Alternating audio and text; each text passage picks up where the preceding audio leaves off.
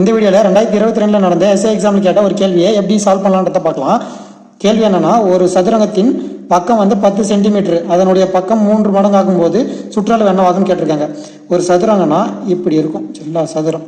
இதோட ஒரு பக்கம் 10 சென்டிமீட்டர் ஆச்சுன்னா அதோட சுற்றளவு என்னவா இருக்குன்னா, சுற்றளவுன்றது நம்ம இப்படி போட்டிருக்கோம் இல்லைங்களா, இது எந்த இடத்த கவர் பண்ணுதோ அதோட மதிப்பு தான் சுற்றளவு. இங்க ஒரு 10, இங்க ஒரு 10, இங்க ஒரு 10, இங்க ஒரு 10, மொத்தம் 4 10 40ன்றது தான் இதோட சுற்றளவு. கேள்வி என்ன கேட்டிருக்காங்கன்னா, அதோட பக்கம் 3 மடங்கு ஆகும்போது, அதாவது 10ன்றது ஒரு மடங்கு 3 மடங்கு ஆச்சுன்னா 30ன்னு இருக்கும். இங்க ஒரு 30, இங்க ஒரு 30, இங்க ஒரு 30, இங்க ஒரு 30, மொத்தம் 120 சரிங்களா. இப்போ 4 ஃபர்ஸ்ட் போட்ட சதுரங்கத்துக்கு மதிப்பு 40. ரெண்டாவதா அதோட பக்கத்தை 3 மடங்கு ஆக்கினதுக்கு அப்புறம் அதோட மதிப்பு 120.